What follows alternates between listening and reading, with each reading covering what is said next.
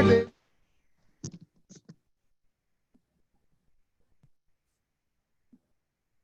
Hi, I think we're ready to get started. Welcome everyone to the Campaign for Safe Cosmetics Business Network's webinar on sustainable packaging for beauty and personal care products.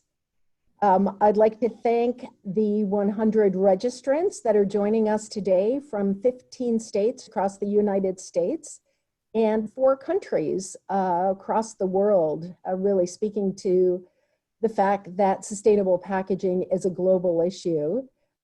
We have international guests from Brazil, from Canada, from India, and from the United Kingdom. I think it's about midnight tomorrow in India, so our 3 guests from there should really be the only ones with an excuse for being in their pajamas for this call. However, the video cameras won't be on, so if any of the rest of you decided to dress down, that's okay, we won't be checking. So thank you. Good morning, good afternoon, or good evening from wherever you're calling in from. Today, we're really excited to be diving into the issue of sustainable packaging for beauty and personal care products. The obstacles, the solutions, the challenges, wherever you are on the journey, we're hoping that today's call will make it a meaningful one for you. So I'd love to introduce today's sponsoring organizations for this webinar. Breast Cancer Prevention Partners, our Campaign for Safe Cosmetics, and our Safe Cosmetics Business Network. For those of you who are not familiar with BCPP, we've been working for the last 30 years to eliminate toxic chemicals linked to breast cancer in the air we breathe, the water we drink, the food we eat, and the consumer products that we use and bring into our homes, including beauty and personal care products, as well as our workplace settings and our communities. We created the Campaign for Safe Cosmetics 16 years ago to tackle the problem of cancer-causing chemicals in beauty and personal care products, an issue that 16 years ago people were not very aware about, but today more and more people are thinking about very carefully the ingredients in the products that they bring home to use for themselves and their families. Over the past 16 years, we've been growing consumer awareness about the problem of toxic chemicals in cosmetics, and we've also been growing consumer demand for safer products, and we've been pretty successful in that regard. I think the testament to that fact is the growth of the clean cosmetics industry, which was about a $3 billion industry when we first started doing this work in 2004, and today it's a $15 billion industry and growing. We've also been working very hard to ensure that everyone has access to safe beauty and personal care products by advocating for meaningful health protective cosmetic safety legislation at the state and the federal level. So our Campaign for Safe Cosmetics created a Safe Cosmetics Business Network in 2013. And many of the people on the call today are members of our business network. I think there's a number of new faces, however, as well. We had originally designed the webinar to focus solely on the issue of beauty and personal care products, but in recruiting our inspirational speakers, we realized that what they'll be talking about today will be relevant for whatever packaging you're concerned about or trying to create in a more sustainable manner. So what is the Safe Cosmetics Business Network? When we first started doing this work, our focus really was on organizing consumers and increasing their awareness and engagement in safe cosmetics advocacy. But pretty soon thereafter, we realized that it was going to take everyone to solve the problem. Cosmetic companies, NGOs, and consumers working together. So we've grown our Safe Cosmetics Business Network to about 1,100 members over the past 7 years or so. We invite you to learn more about the network and get involved if you're already not a member. We host quarterly technical support calls and we create opportunities for legislative engagement again, so companies can be both a part of the solution. So, what's the purpose of today's webinar? We put this webinar together to help beauty and personal care product companies, no matter where they are on their journey towards sustainable packaging, do better and do more. So when you're listening to the speakers today, please be sure to note any questions that you have for them in the Q&A box. Use the chat box to introduce yourselves and where you're from and the company that you're representing. Be aware that we're going to mute all of you throughout this call just to make sure that the background noise doesn't become an issue. So before we dive in, I just want to make a pitch for donations. This is a free webinar, and we are a not-for-profit organization, and like many nonprofit organizations, we're struggling because of the COVID crisis. And we depend on people like you to be able to do our important work. So I'd love for you to contribute, or I'd love for you to think about making a contribution. Today is tax day, at least in the United States. And if you haven't already filed your taxes, your contribution can be a tax deductible one. So keep that in mind and consider giving generously. There'll be a link in the chat box where you can find a donate button in order to make a donation, again, to support the work of BCPP and our campaign for safe cosmetics. So with that, I'd love to dive into the agenda and tell you what you have to look forward to today. In about a minute, we'll be hearing from 4 inspirational and very motivating speakers that are involved in different aspects of sustainable packaging. After that, we're going to dive into a question that has to do with big picture solutions, followed by an opportunity for audience Q&A, and then we're going to have a couple of slides that help you understand how you can stay in touch with our speakers, as well as with BCPP and our campaign for safe cosmetics. So let's get to it and dive in with our very first speaker. Shilpi Chhotray is the Global Communications Lead for Break Free from Plastic. She's extremely passionate about this issue and the advocacy that she's conducting and her organization is conducting. And I'd love to invite her to present what she has to say on this issue now. Thank you so much, Janet. It's great to be here. Hi, everyone. So Break Free from Plastic is a global movement of more than 2,500 organizations worldwide working at different points in the plastic pollution life cycle. So we're not only looking at the end of life of pollution, but from the moment it's produced. We work at the policy level on corporate campaigns and culture change with a regional focus on Europe, US, and Asia, with more and more growing work in Latin America and Africa. So it's very exciting, and shout out to the international folks on this webinar. I think what would be helpful for this particular audience to know that care so much about safe ingredients is that safe packaging is also really important in terms of walk and progressing towards a future free of plastic pollution. We can actually go to the next slide already. So the plastics industry has done a spectacular job of shirking responsibility to the consumer under the guise of recycling and positioning plastics as an ocean issue. We all know that the ocean and marine life are suffering, even more so with the COVID-19 plastic pollution from gloves and masks, but unfortunately that's just the tip of the iceberg. We cannot clean ourselves out of this mess as plastic pollution has reached even the most remote areas and ecosystems in the Antarctic and the Himalayas. Only 9% has been recycled since the 1950s, and of that, really 2 to 4% is properly recycled. Much of the plastic waste out in the world is low-value, multi-layered, single-use plastic packaging that was never meant to be absorbed into the current system, and this certainly includes personal care products. So it's going to take enormous policy change, corporations stepping up to be fully responsible for the materials they're producing, and individuals demanding that we want a better future. And we're seeing more and more of that sort of activism mentality in our growing movement as well. So we know waste is building up in landfills. It's burned, also known as incineration, which causes immense harmful health impacts. You know, it's ending up in the ocean and our coastlines, but a large percentage is ending up in what the global waste trade. And this is something that is not getting as much media attention as I would like.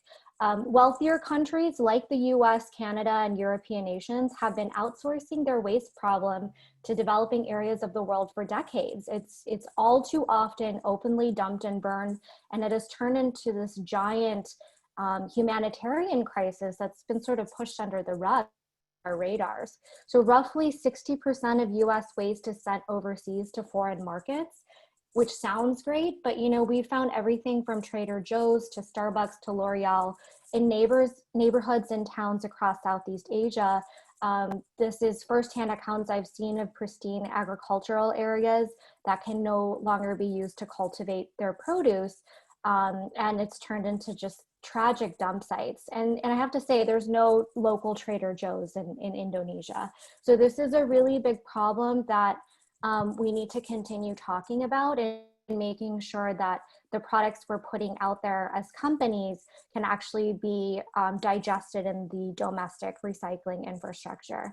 So just a little bit more background on this. China put the first ban on waste imports in January 2018, which is so great. We want Asian countries stepping up and saying, we don't want, you know, the Western pollution coming into our communities.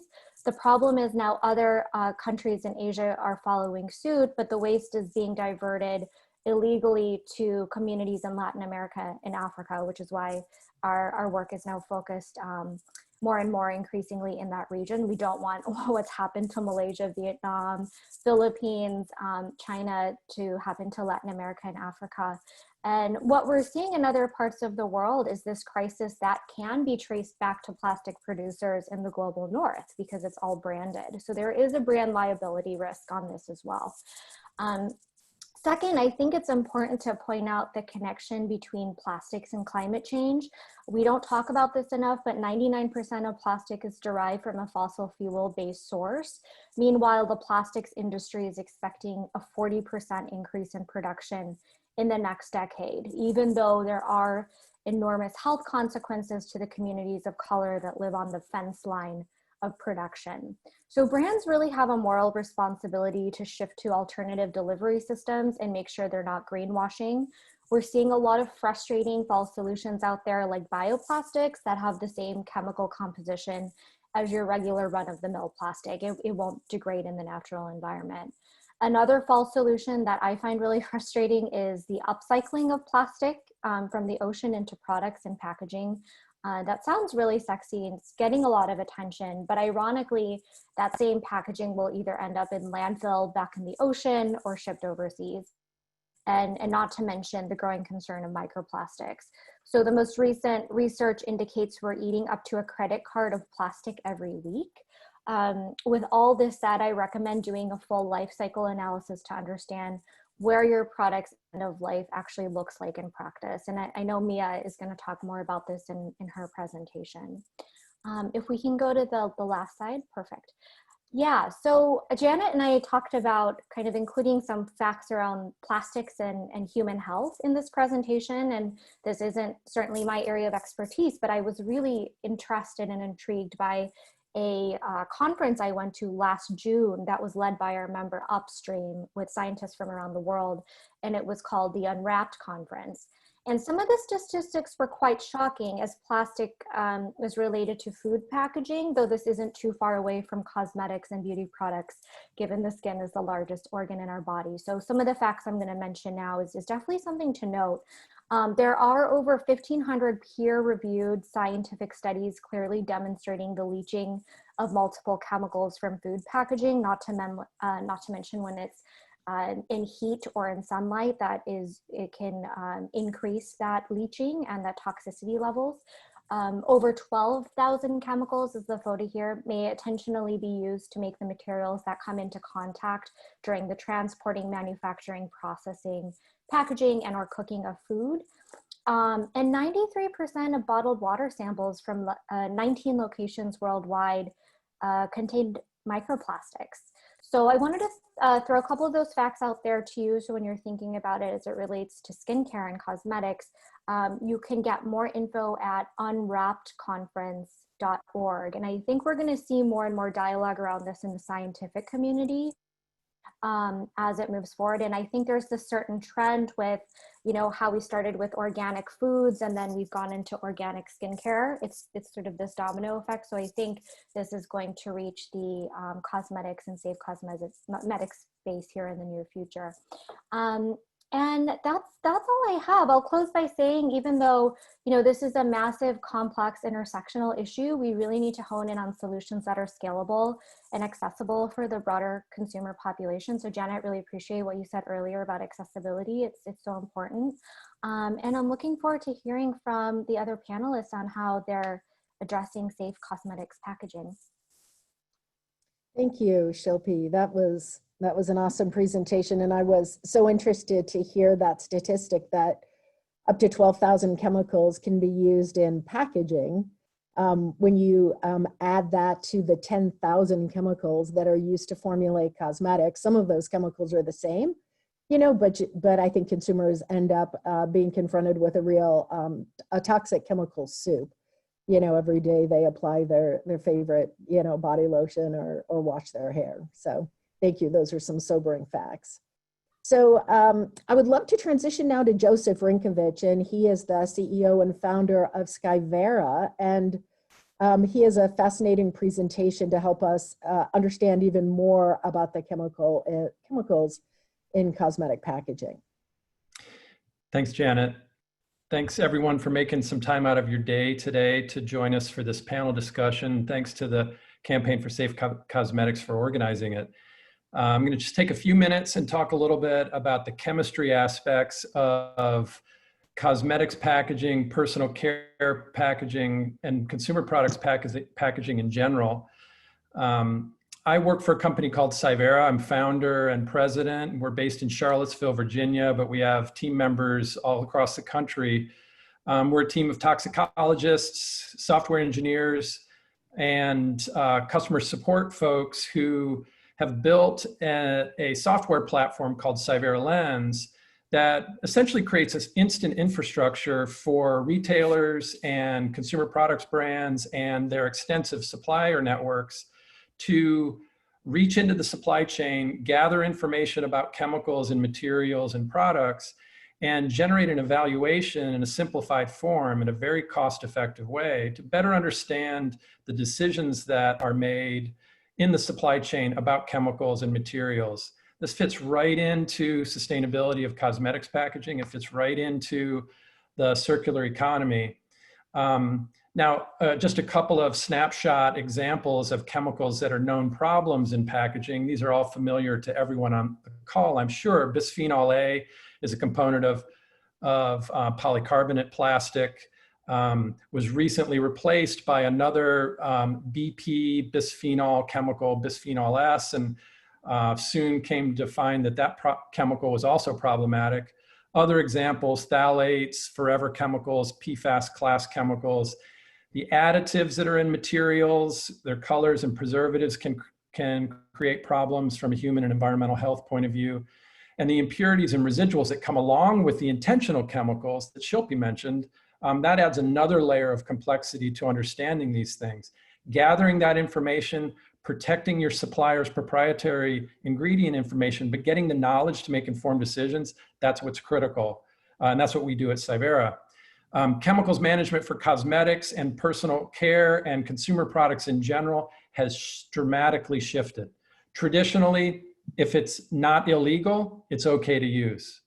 Now we're seeing pressure from NGOs and consumers and retailers to require the manufacturers of products to better understand the actual chemicals in the materials and the packaging to make informed decisions, not just a basis of regulatory compliance. And as a result, all retailers, brands, and suppliers need to think about their business processes evaluating chemicals and make changes to keep up with these changes. And the reality is, next slide, many brands are leading this charge. Credo Beauty is a great example. Excited about Mia's presentation in a few minutes. We work with Beauty Counter, and then out in more consumer products, Nike, H&M, Levi Strauss, Apple Computer. Those companies are leading this thinking about how to better understand chemicals and how to better understand how it fits into a circular economy and sustainability. With the next slide, show just a pretty familiar diagram of a circular economy. If you know the work of the Ellen MacArthur Foundation, hugely important resource and organization pushing this work forward. But the idea is materials should fit into either a biological cycle or a technical cycle. Materials should either, for products or packaging, should safely return to nature, compost, et cetera, or they should safely return to industry for perpetual use in cycles. It's a great idea and concept. Implementation, of course, we have such a long way to go. But what we do at SciVera and what toxicologists do with respect to consumer products is try and inform the decision process. So if and when things start moving in these cycles, they're as safe as they possibly can be for human and environmental health, for workers, for the environment, and for consumers. Next slide, please. So common misconception, you sometimes see advertisements for products that say it's a chemical-free this or a chemical-free that. Reality is, as we all know from high school chemistry class, chemicals are everything. Chemicals are everywhere. So understanding those chemicals that are in the materials we're considering for our packaging products or for our products themselves, that's what's critical. Characterizing those chemicals traditionally has been, if it's not on a restricted substance list, then it's okay to use. What we're learning is the things that aren't on restricted substance lists can also have problematic characteristics. And so what we do in our work is try to actually identify the characteristics of the things that are actually in the packaging materials in this case to provide informed decision-making about what you do want to use going forward. Next slide, please. So are the chemicals in my product safe? Most likely. Regulations are doing a fairly good job at a good boundary of safety. Next slide. Can the products be safer? Can the chemicals be safer? Absolutely. You can always improve the decisions you're making about the characteristics of the chemicals in a formulation, or the impurities or residuals that come along with a particular formulation, imparting a quality that you want. Next slide, please. And where we are headed and where the world is headed in this regard is a concept or an activity known as chemical hazard assessment, CHA. Traditionally, you just check a list. If no chemicals in your material are on that list, traditionally you're okay. Now what we're seeing is brands and manufacturers and retailers truly want to understand the characteristics of a material from a chemical hazard perspective, instead of just knowing it passes a restricted substance list. This is not list checking. This is, going to the next slide, a deep dive into the characteristics of each chemical, each ingredient, each impurity in a formulation. Toxicologists do this work, and our team does this every day for thousands of chemicals, classifying them for low hazard, moderate hazard, high hazard, or quite often there's not enough information to determine whether what the hazard is, and that's useful to know as well for a particular material. Next slide, please. You have to dive into a large number, 25 or so characteristics about a chemical from a human health perspective and from an environmental health impact perspective. And doing that work takes great expertise and significant time. And the platform that we offer and the work that professionals do in this area make that clear and understandable for decision makers. Next slide, please. So if you look at a particular or an example material or packaging system, you start with the building blocks. In our work, we look at the individual chemicals, whether they're intentional ingredients or impurities. With the next slide, you see you can characterize those individual ingredients from a low, moderate, high hazard, or insufficient data point of view. That can then roll up to an assessment for the individual materials, next slide, in the packaging system, and then ultimately give you a snapshot or a window into the next slide, the characterization from a chemical safety or chemical preference for the packaging system overall. We do this day in and day out for thousands of materials in products and packaging, and helps our subscribers build that infrastructure in their supply chain. And with the next slide, you can see an example. This is a detailed view of the output from the system that shows that traffic light approach for individual chemicals. And then across the x-axis, the individual endpoints or characteristics that you need to know about to make an informed decision. And with the next slide, we come back to the notion that it's all about the chemicals. You need to make informed decisions about the characteristics of chemicals, working with your suppliers to protect their trade secrets, but getting that information downstream so you can make an informed choice, roll that up to a material, roll it up to the packaging system. And with the next slide, back to the circular economy thinking and how things move safely in either the biological or the technical cycle. With that, I'll hand it back over to Janet, and looking forward to the discussion about possible solutions toward the end of the hour today. Thanks, Janet. Thank you so much, Joseph. That was fascinating. And as an organization and a campaign that was created to focus on the health effects, the adverse health effects related to the chemicals in beauty and personal care products, it's really sobering to better understand, again, that same problem is presented by the packaging itself. You know, and we need both ends of those equations to be safe or safer. So thank you for that deep dive. So next, we're going to be hearing from Adam Gendell, and he is the Associate Director of the Sustainable Packaging Coalition. And this is a project of the Blue-Green Alliance, or is it the Green-Blue Alliance? I'm sorry, I always get them confused. So Adam, take it away. Thank you, Janet. It's a privilege to be here with everyone today. Very appreciative for the invitation to speak with you all. My name is Adam Gendell. I work for the Sustainable Packaging Coalition, which is a project of the nonprofit Green Blue. There is another organization called the Blue-Green Alliance, and similarly, our paths have, surprisingly, our paths have crossed a few times. So we can easily forgive anybody for the confusion out there. If you'll go to my next slide, please. I want to explain the work that we do at the Sustainable Packaging Coalition is all about working with industry to teach the fundamental principles of sustainable packaging and to help companies find their own sets of corporate strategies and goals and policies that can move the needle. So we're very much ascribing to that philosophy of teaching the practice of fishing versus giving out the fish. And one of the very core tenets of our philosophy on sustainable packaging is what you're looking at here, which is the packaging life cycle. So for those of you who are more familiar with the philosophy of sustainability, you probably already know that life cycle thinking is a key concept across really any product sector or any challenge that involves products or materials.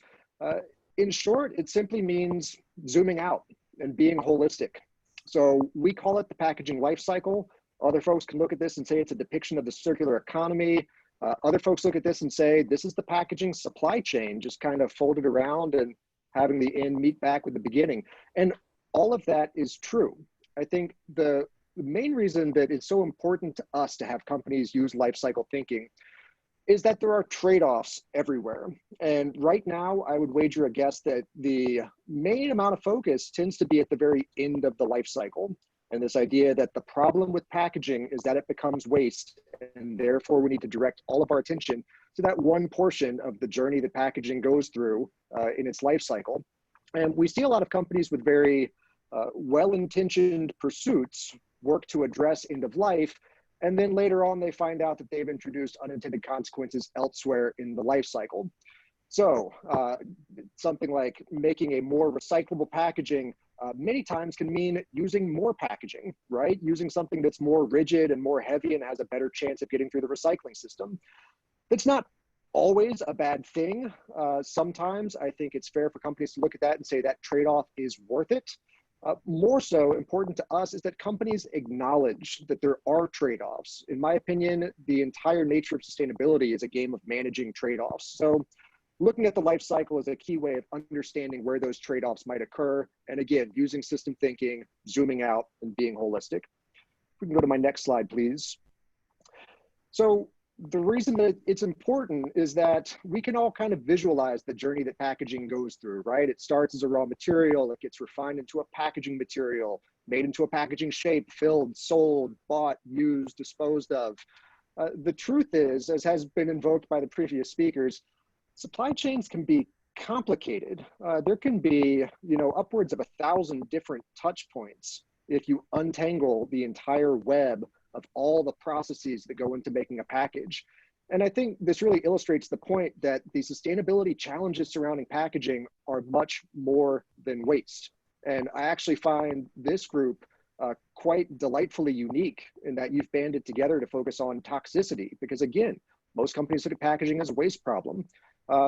That's not to say waste isn't important. It is, it needs to be addressed, as does toxicity, as does deforestation and losses of biodiversity, water consumption, fossil resource consumption, particulate emissions, greenhouse gas emissions.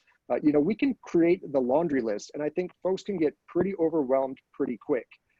It's our opinion that there's some healthiness there in being overwhelmed. I work at a nonprofit. We're allowed to be idealistic. Every company is robust when they make their packaging decisions. We can also understand that, especially if you're getting started on your journey, you need something that's a bit more actionable. So my next slide, please. This is our best effort at distilling all of this complexity into 3 hopefully digestible tracks of guidance. And if I can get my slide up, you'll see them. We can kind of simplify the big complicated life cycle into 3 main areas that we want to see industry taking action in. So the first is responsible sourcing, that of course being the very beginning of the life cycle. And that can encompass everything from not sourcing substances and materials that have toxicity concerns to making sure that what you do source has been responsibly procured, responsibly obtained from planet Earth, responsibly grown. The next big bucket is design optimization. And put simply, that means doing more with less.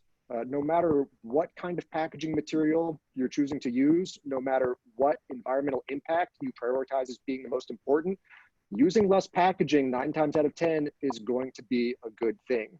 So we absolutely encourage the efficient and effective use of packaging materials, and that's our whole world of design optimization. Rounding out to the end of the life cycle, you see effective recovery, and that is probably self-explanatory. I think everybody's familiar with the idea that recycling is a good thing, composting is a good thing, reuse is an even better thing. The name of the game here is ensuring not only that packaging doesn't become waste, especially unmanaged waste, but also that it can be re-entered into new cycles, because it almost always will offset some of the otherwise unwanted impacts of virgin material sourcing, procurement, and refinement. My next slide, please. We've undertaken a research project that we've compiled into a tool we call the Goals Database. We've looked at a whole bunch of brand owner and retailers' publicly stated commitments to sustainable packaging. And what we found when we did this exercise that I wanted to share with you is that we can classify every pursuit related to sustainable packaging as falling into one of these 9 categories. So I hope you can connect some dots here and see that some of these concepts are responsible sourcing concepts, some like material efficiency and volumetric efficiency, that's all about design optimization. And then a number of these also are in the effective recovery bucket. Advance to the next slide, please. And from a top-down view, this is what we found. So this is the distribution of what industry says they're working on. And I will leave it up to you if you want to take a glass half full or glass half empty opinion of this. Our opinion of this is that I think this is good, meaningful amounts of progress, but we want to see all of these numbers go up dramatically. We want every company out there that has a meaningful linkage to packaging to have a robust strategy that includes elements in each of those 3 main life cycle considerations. And we want to see a more even spread and higher magnitudes of companies working on these areas. So my next slide, please. To close out, I did want to share with you a smattering of some of the activities that the Sustainable Packaging Coalition works on. Many of these resources are available to everybody, members of our coalition, as well as non-members. And you can see here, there's a wide range of topics that our work covers. So everything from responsible sourcing, sustainable fiber sourcing, using more recycled content, through to a number of targeted initiatives we have on recycling and composting, and frankly, everything in between. So my last slide, please, or second to last perhaps. Just a tiny bit about my organization, the SPC. Our sole purpose is to work in a constructive environment with industry. We are membership based. We've got around 500 members from all the way around the packaging value chain, as well as a large number of government agencies and academic institutions. We are material inclusive. We want to work with companies on all major types of packaging materials. And I really would encourage you to check us out, learn more about us.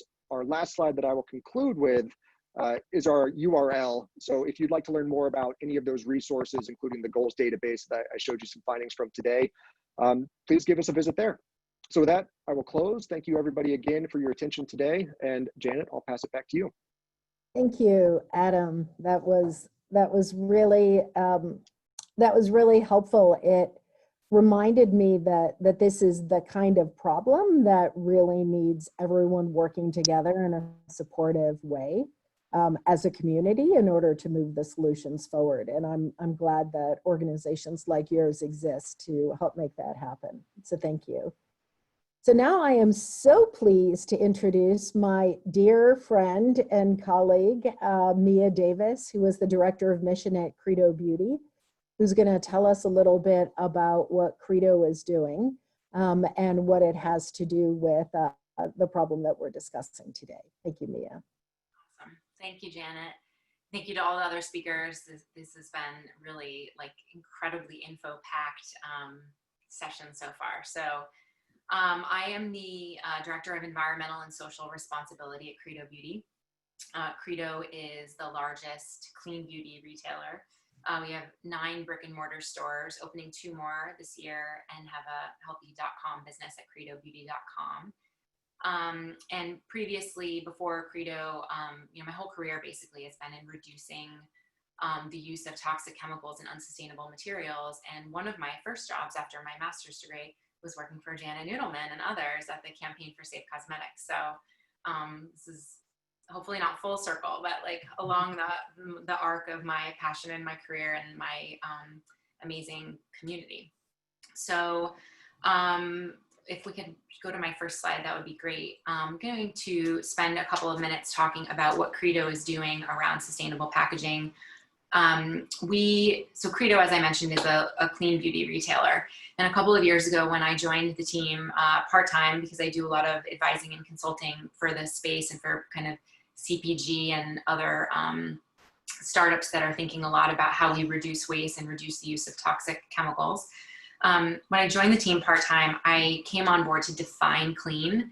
Credo knew they were clean and knew that they wanted to do things very differently, but really defining clean vis-a-vis natural, organic, sustainable, ethical was very important to them. And I wanted to make sure that it was operational. So we did that. We defined clean. And if you're curious, please check out credobeauty.com and learn more about the definition of clean. But I bring this up to say that we always have this very, we try to take both a holistic and full picture approach and okay, we need to define this and make sure that this is an operational thing that we're doing. We have 135 brand partners that sell with us. So some of them are really small, very indie beauty brands. Some of them are increasingly larger every day, which is great as we see this sector grow. But we have to make sure that this is meaningful to them and translatable. And when we defined clean, we knew that it was not just going to be about ingredients and the formula, the goop in the bottle, but that we were going to extend it to packaging because it was clearly a problem. The year plus that I spent researching the problem kind of blew my mind. You guys might be feeling the same way.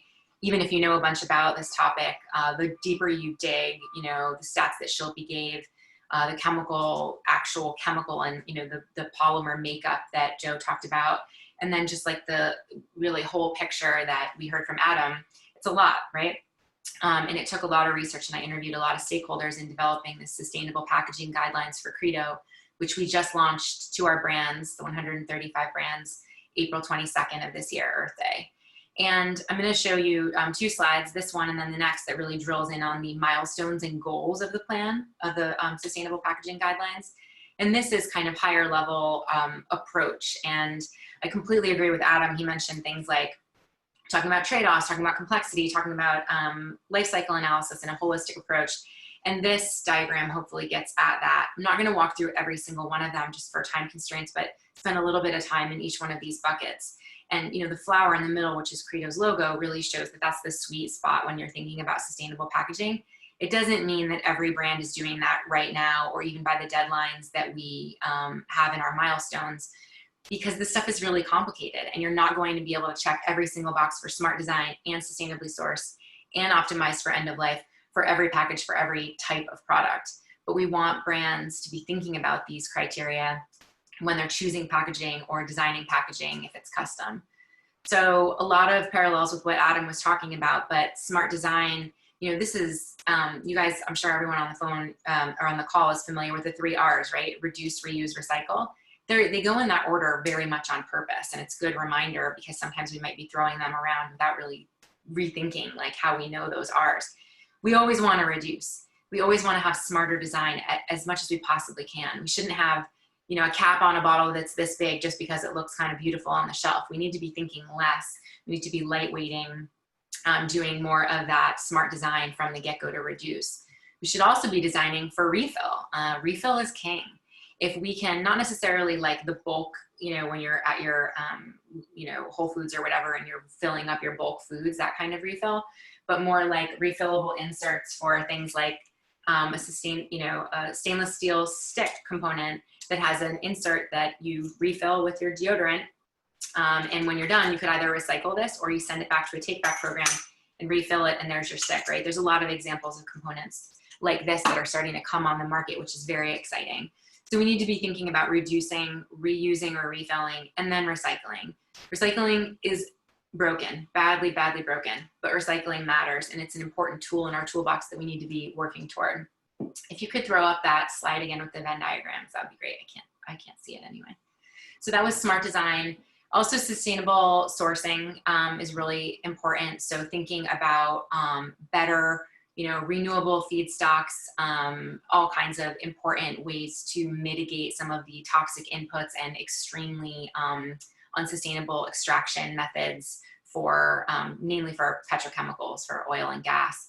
And then optimize for end of life is extremely important here, and especially for beauty industry, I think, because Adam mentioned something about the material recovery facilities and how he said, you know, he said something like, you know, you might have to design something that's heavier so that it's actually caught at the material recovery facilities, or MRFs. These are the recycling facilities. I didn't know until about a year ago, even though I'm like a sustainability person, I didn't know that packaging that was under 2 inches on more than one side is almost definitely never going to be recycled. So you think about all the small, really small packages that are used in the cosmetic industry, eye creams, trial size, travel size.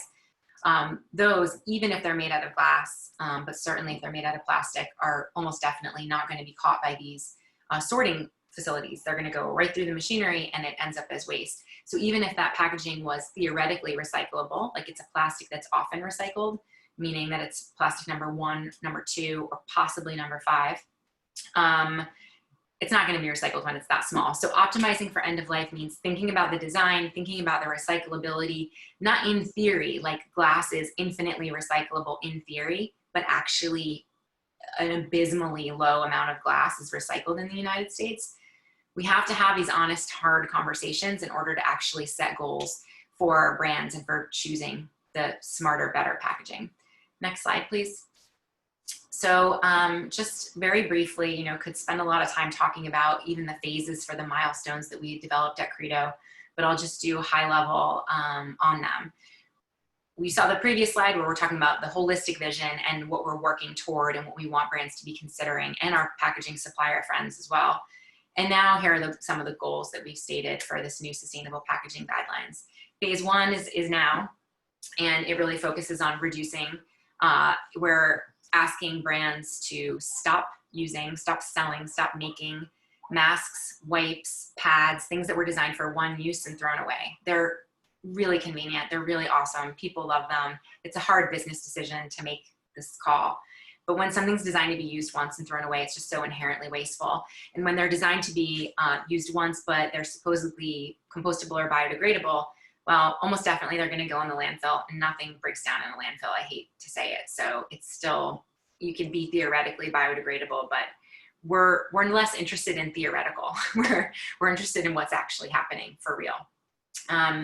We're also working on expanding a packaging take-back program. This will be ongoing, but really putting a lot of resources into that right now. And prohibiting the most toxic chemistries, to get back to Joe's points. PVC, PFAS, those are highly fluorinated chemicals, more likely to be used as resins than actual packaging, BPA, et cetera. Just to be completely clear, we don't think there's any of this on the shelf at Credo right now, and these are not commonly used in our space, but we just wanted to be super clear to avoid regrettable substitution and to send a clear message that we don't want any of that chemistry around. Phase 2 is big. This is if brands choose to use packaging that is made with petrochemical plastic, at least 50% of it has to be recycled content. So commonly referred to as PCR, post-consumer recycled, though it could be also post-industrial recycled. And we're doing that because we really want to increase demand for recycled content. If it's going to be here, and we know, there's a lot of problems with plastic, but they're not really going away anytime soon. We need to be using the plastic that was already here instead of subsidizing virgin plastic extraction, which is ridiculously harmful and literally unsustainable. So 50% more recycled content by 2023. That's a super ambitious goal. We believe it's attainable for almost all categories, and we're really pushing on that. And then phase 3 and 4, we purposely don't have dates around it. We're working really hard right now with packaging suppliers that are in our preferred packaging supplier network to push in this direction. Smarter, more sustainable materials, refillable formats, and clear disposal instructions, which is incredibly important. We need to tell people how to actually dispose of these products properly so that they don't end up in those waste streams that Shilpi introduced us to. And all of this is in service to moving toward a circular system, which Adam, I think, really clearly articulated. So that's it in a nutshell, and happy to talk more during the Q&A. Thank you. Great, thank you, Mia. That was awesome. That was such a helpful presentation, inspirational both in terms of what you're doing at Credo, but I think really helpful for others to see your journey broken down into those clear 4 steps. So just one thing really quick in terms of housekeeping. If you have questions, please put them in the Q&A box. I'm going to ask one question of all of the panelists having to do with big picture solutions, but then we're going to dive right into about 15 or 20 minutes of audience Q&A. So please go ahead and start entering your questions now. So here's my big picture question for all of you, for all 4 of our panelists. You each have your own particular area of expertise, but I'm hoping you can just put on your big think cap right now and offer some wise sage advice, some nugget that you can give to companies regardless of where they are on their journey, to help guide their path in a meaningful way so that they're not spinning their wheels, so that they're ending up getting where they need to be in their journey towards sustainable packaging. And I would love to start with Shilpi. Thanks, Janet. And I just want to say, Mia, Adam, and Joseph, I learned so much from you. So thank you for all of your great presentations. And I'm sorry to say I'll have to hop off after this because I'm not feeling great. So it's unfortunate, but I'll do my best with this last question. Janet, I think it's really important that we touch on policies. Hasn't quite come up yet. And I want to introduce a federal act that was introduced in February this year. It's called the Break Free from Plastic Pollution Act. And it was introduced by Senator Udall and Representative Lowenthal. It's the first comprehensive piece of plastic legislation taking source reduction very seriously. So we're looking at putting a moratorium on new plastics facilities and actually outright banning certain problematic products from going to market. So this is the type of systemic policy reform we want to support and to make sure we're not shipping our problematic waste over burdening other communities. So I really recommend folks to check out the Break Free from Plastic Pollution Act and contact your own senators in support of this great piece of legislation. There was a hearing, I believe, last week. It's on YouTube. I will drop it into the chat box before I sign off here. And then second, I completely echo what Mia was saying. I think there's a lot of opportunity in this sector, and our movement, Break Free from Plastic, is really excited to see this concept of refill revolution scale and apply for personal care products. Recycling has absolutely got to be the last on our list. We have to reduce first.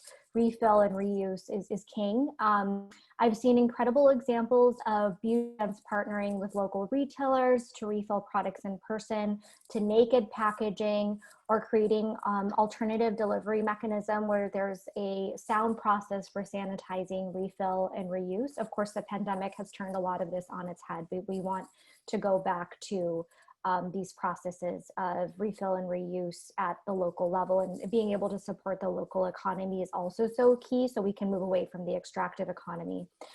Obviously, there's a question of accessibility and scalability, but this is the direction we are very supportive of.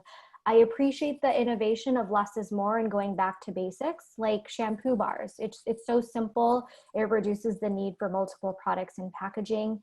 We're definitely seeing a consumer shift to live more minimally and without clutter. So brands aren't ready to. Consumers are definitely hungry for it. And there's this trend of supporting lifestyle companies that are living and breathing this approach. So I will close by encouraging everyone to watch The Story of Plastic. I think it's come up a couple times already.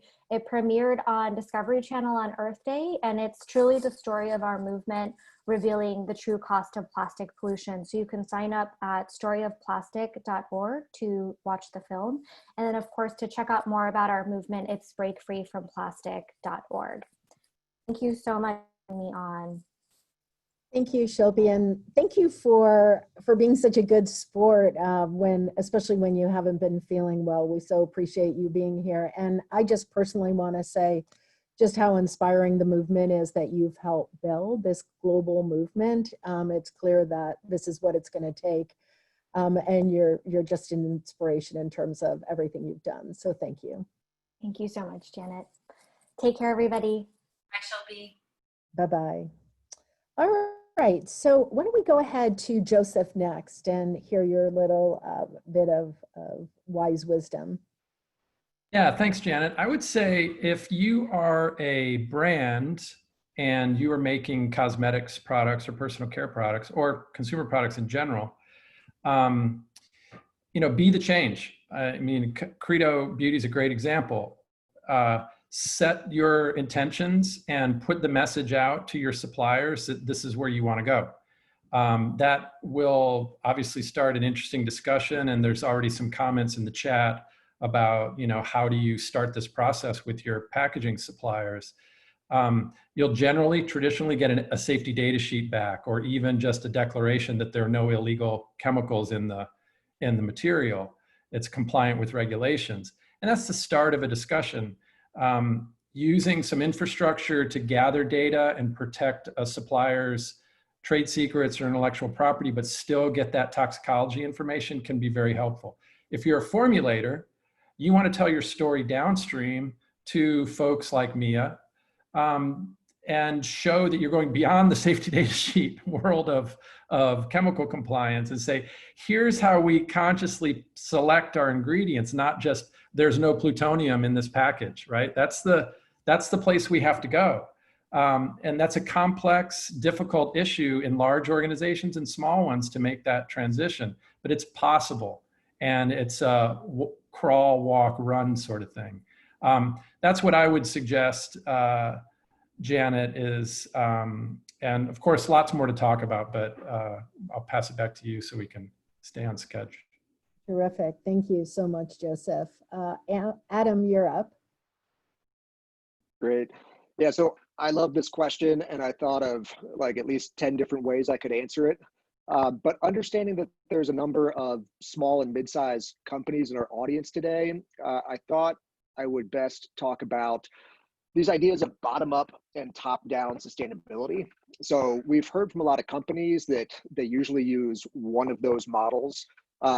Top-down sustainability basically means that folks in the C-suite set company-wide directives, and then they push them down to all the departments and say, this is what our company is going to do. It's up to you to figure out how to do it. So contrast that with bottom-up sustainability, which is where groups of enthusiastic employees find ways to make sustainability gains in their departments, in their day-to-day work. They show what's possible through incremental progress, and then that rolls up into something that's meaningful at the company level. For a lot of the small and mid-sized companies that we speak with, they tell us that they're very intimidated by this whole thing, and I can appreciate that. We hear things like, well, we can't have an individual on our team whose sole job is to think about sustainable packaging. That's just not feasible for a company of our size. And the way that I want to guide companies who have those feelings is this: start with bottom up. In every company, you are going to find a handful of people who are passionate about sustainability issues. And all it takes is empowering them and creating the good old-fashioned sustainability task force, right, that meets once every few weeks and talks about the issues that matter to the company. The real advice I want to give, though, is don't stop there. If you start with bottom up, have it lead towards top down. Empower some of your employees to be on that sustainability task force, and then have them given the responsibility to recommend the corporate directive, so that folks at the top of the company can then tie the measures of success of the entire business to sustainability criteria. You've already got people on the other levels engaged in it. To me, that's a great way to get started. Or if you're already started, you're trying to go from good to great, I think it's still a very workable model. So I'm not sure if that's sage advice, but that's the advice I'm going to give today. All right, that's great. Thank you so much, Adam. And Mia, I would love to have you finish us up in this area. Yeah, I guess the 2 points, I think we'll probably get one of my bigger solutions, and where I see a lot of bright light, is coming up a lot in the Q&A. So I think we'll probably get there. And it's like, how do we do refills and how do we do better packaging, especially if you're a small business? So that's a very real challenge. MOQs are a challenge. Cost of goods are a challenge. Sustainable stuff costs more. That's real. And it's not fair that small and medium-sized businesses are having to incur those costs while some of the major multinationals are getting away with, you know, all kinds of egregious actions. So I think there'll probably be more conversation about that. And I agree, we need to do what we can to group together and really show like crowdsourcing in a pretty competitive way to really change the way business is done and make it palatable for the suppliers of the packaging and the resins to work with us, because there's enough of us that we can aggregate demand. So I have a lot of ideas on that, and maybe we'll come back to that through the Q&A. But you know, the other thing is, Shilpi started out by saying, you know, a lot of what we talk about is about, you know, fixing recycling or cleaning up the oceans and ocean plastic and all these beach cleanups, and like, absolutely all that needs to happen. But if you've seen The Story of Plastic, this will really hit home. That documentary is incredible. But the more that we focus on just like incremental fixes, like, you know, putting in a better light bulb, like, yes, put in the better light bulb, but oh my God, like that's not where we are, guys, right? So same here with the, you know, we do need to educate the consumer on how to recycle, and we do need to fix the recycling stream, but this is not the customer's problem. It's not her fault. It's not her problem. What we need to do is start to have extended producer responsibility that starts with everyone on the call. If you're a brand, even if you're a small brand, and even if you're like, it's not fair, it's quite frankly, it is not fair, but here we are, and you're making something, you're producing something, you're putting it out there in the world, and you're selling it. You have a responsibility for what you're doing and what you're making and what you're selling. So I think we all take responsibility, and then we push back the other way on the supply chain and say, hey, resin makers, hey, packaging suppliers, this is what we need, and this is what we create and aggregate the demand. We have to make single-use packaging, especially virgin single-use stuff, highly unsexy and untenable and shameful, honestly, to use, not from the consumer, but from the brand, for the brands that are making it. Oh my gosh. Well, you have given us so much food for thought, and the Q&A box is just blowing up. Again, there is just so much interest in this issue. And, you know, I want to speak to the fact that I know we've got a lot of Safe Cosmetics Biz Network members on this call that have really already dove headfirst into this issue and are doing so much in terms of their own sustainable packaging initiatives. And I want to thank you for the good work that you're doing. And I wish we had time to feature all of your work, but maybe we'll be able to do so in a follow-up call. So there have been a lot of questions, and I'm trying to bunch them together. But let me start with a question that was asked like 3 different times, and I'm not sure who the best person is to answer this, and it has to do with either plant-based packaging, bio-based technology. Where's it at in terms of cosmetic packaging? And what are the trade-offs of using bio-based versus recycled content? Adam, Want to take that? Sure, I'd be happy to speak to it. I'll try to be concise, which is not my strong suit, but I mean, there's a whole galaxy out there of plant-based plastics. I think most of us, when we hear that term, we think about compostable plastics, with PLA being at the forefront of that family. There's really 2 different categories of bio-based plastics. There are the bio-based compostable plastics. There are also the bio-based versions of conventional plastics, which Shilpi mentioned she feels is a false solution. I don't share that exact same view, but there are trade-offs. With either of those families, the trade-off that you're going to see most pronounced is that you really lower your greenhouse gas emissions because plants are less carbon intensive than fossil-based plastics. So that's a good thing. You're also introducing agriculture into your supply chain. So you're going to see an uptick in water consumption, an uptick in aquatic emissions, those kinds of things. The good news about the bio-based versions of conventional plastics is that if you were already starting with a design that could be considered recyclable or reusable, nothing changes about that. It's the exact same plastic for better or for worse. With the compostable options, I think the first thing we advise companies to consider is that the waste management hierarchy is a real thing. So I'm pleased that it's been said so many times today that we all need to recognize that reuse is always going to be the best end-of-life option. Composting is typically a couple wrong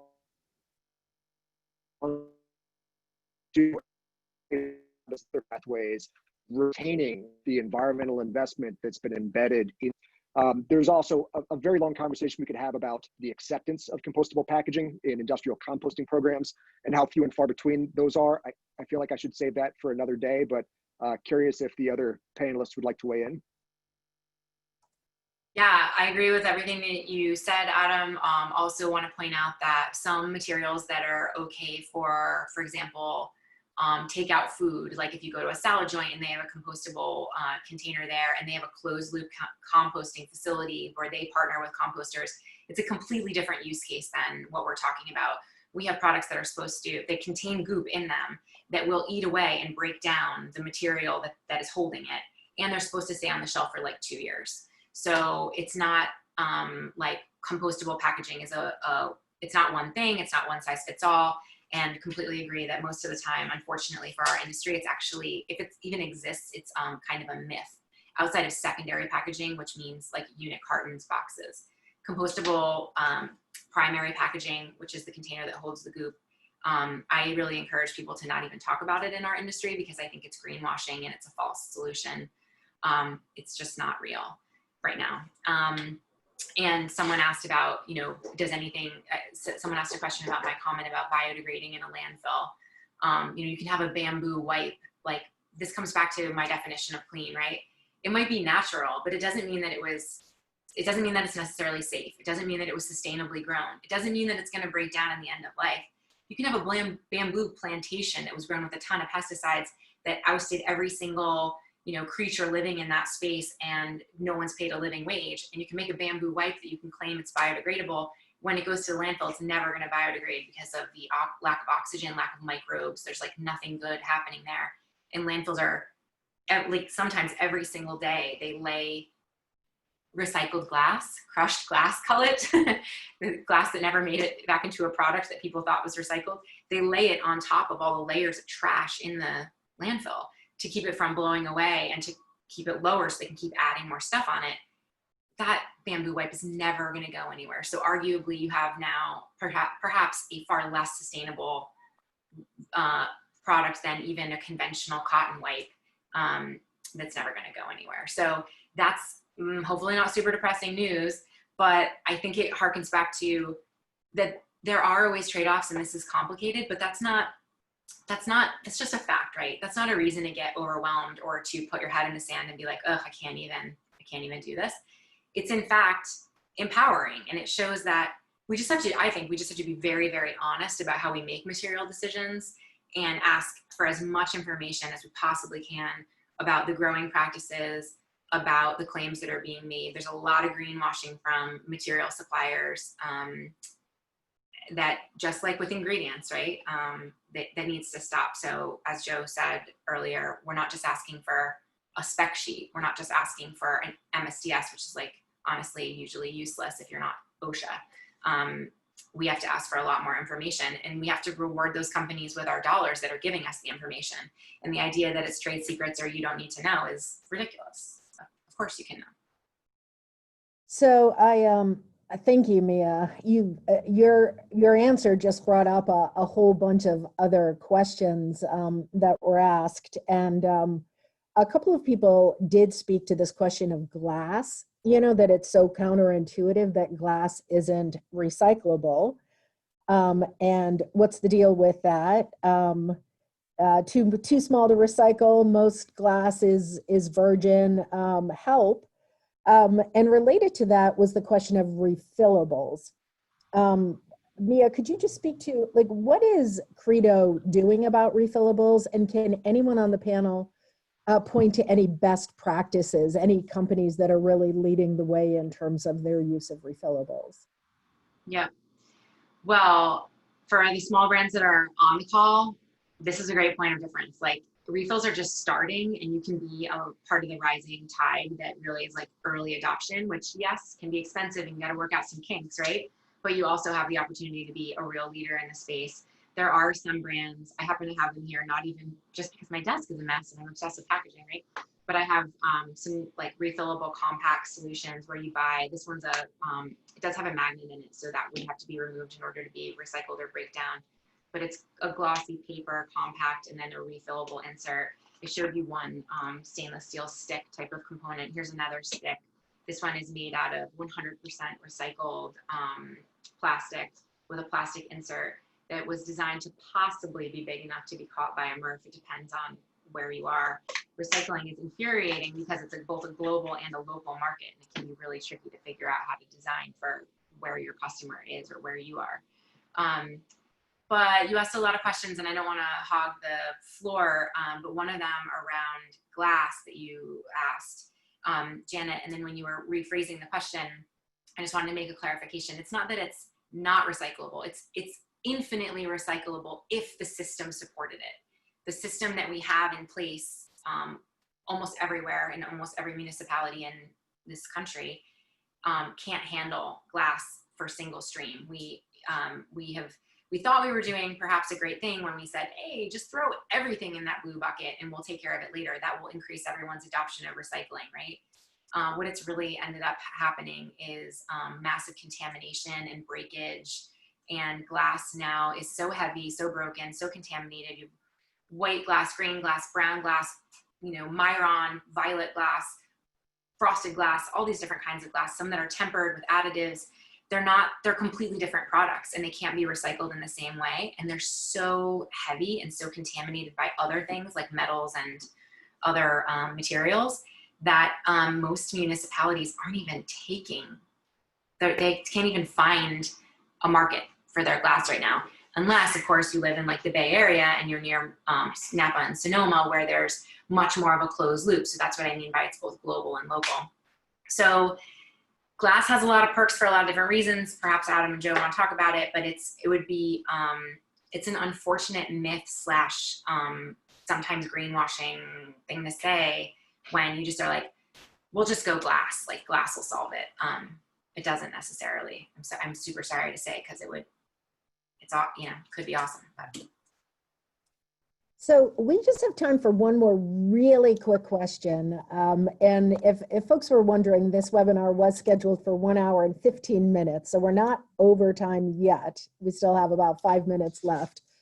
And for those questions that we weren't able to get to during the webinar, we're going to impose upon our speakers one more time, ask them to help us with answers, and then we'll make sure that you all get a link to this webinar, as well as answers to the outstanding questions. So this last question is, where do cosmetic companies go? to learn about best practices, to be in relationship with companies that are leaders, that are innovators. Where is this information and where is this community? That's a hard question, but Adam, do you want to take a crack at it? Sure. My perspective is that there's a whole bunch of different clubhouses out there that are all doing good work. And I feel like this is one of them right here. So in a sense, those of you who are members of the network, you're already in the right place.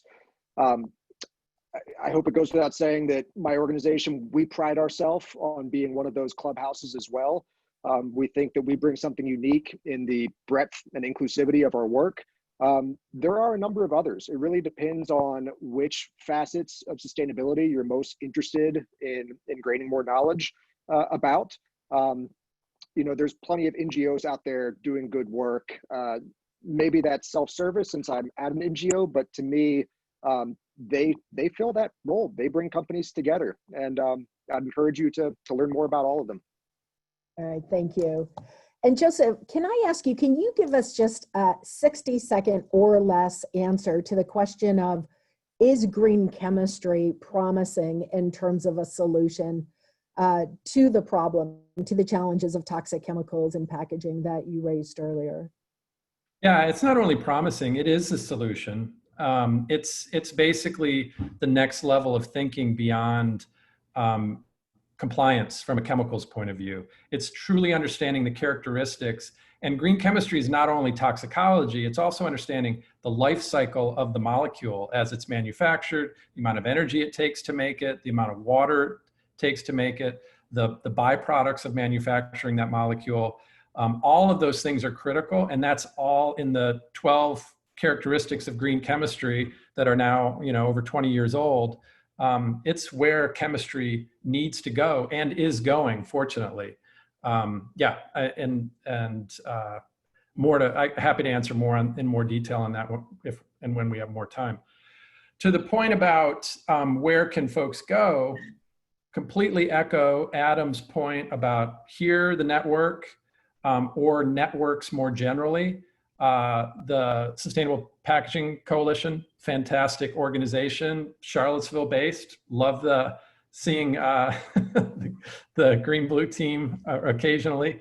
But also I would say, to a point Mia made, the story that you get from the supplier of the material, it's a good data point, but it's marketing. And you get a safety data sheet or you get a technical data sheet and you get a lot of spin about how sustainable or healthy or whatever the formulation or the material is. We firmly believe in the power of the third party doing a review and in an efficient way to stand behind a claim that a manufacturer is making about a material or a packaging system or a molecule even. And so, and we value it so much that we play that role. And so I would encourage, and green chemistry sort of has a really nice model that's built around trusted third parties validating things. Mia makes also a great point about trade secrets. You should, if you do not want to have trade secrets be a part of your model, you should ask for complete transparency of a formulation. One of the things that we offer in our system is the ability to reduce that as a hurdle in a dialogue with your supplier so that you can get what you need from a toxicology point of view without necessarily taking on the burden of their proprietary recipe. We offer that, we don't require it. A lot of brands that we work with need full disclosure. So those are options to help facilitate better informed decision-making and sort of smooth that friction that happens in some supplier-customer relationships. But I think trusted third parties serving that efficiency role, creating an infrastructure like our platform, SciVera Lens, and then the networks that are out there, just invaluable. A session like this, I really appreciate you and your organization getting it going, Janet, and looking forward to joining other ones as they come up. Thank you, Joseph. I could not have done a better job myself summing up that three-legged stool in terms of solutions. So we have reached the end of this webinar. I want to thank our 4 speakers. Oh my gosh, you are my personal heroes in terms of the work that you're doing. It's so inspiring and it is so important. And I want to thank all of the companies that joined us today. So many of you, I wish that we could see your faces because your work is leading the way and raising a high bar for cosmetic safety throughout the entire industry. So I want to thank all of our participants today. I'd love to invite you to stay in touch with our speakers. You can see on the slide right here their personal emails as well as their websites. Next slide, please. I would love to invite you to stay in touch and be a part of the Campaign for Safe Cosmetics if you're not already. If you aren't a member of the Safe Cosmetics Business Network, you'll see a link here on the slide where you can join our important work and be in community with the hundreds of nonprofit organizations working to ensure that cosmetics and personal care products are safe for everyone. I'd love to invite you to get engaged with our legislative advocacy. We're working on state and federal bills to ensure that the safety of the ingredients in cosmetics and personal care products are, again, safe for everyone. Again, this topic today was about safe packaging, but if the product inside of the packaging isn't safe, what's the point? You can follow us on social media. You can see our social media handles on the slide. And lastly, I would invite you to donate to support our important work. You know, I'm not embarrassed to say we are a nonprofit organization. Meaning every dollar that we raise goes into providing programmatic initiatives like the one that you heard about today, our Campaign for Safe Cosmetics. And we just can't do this work without your support. And I know all of you are a part of various social change movements. You have your own favorite nonprofit. And I'm inviting you to make us your favorite nonprofit if you haven't already by donating at the link that my colleague just put in the chat box. So thank you for your time. Thank you for your own great work. You're saving people's health, public health. You're saving the planet, and you're just doing so much good work. And I thank you for everything you're doing today, tomorrow, and in the future. Look forward to speaking again soon.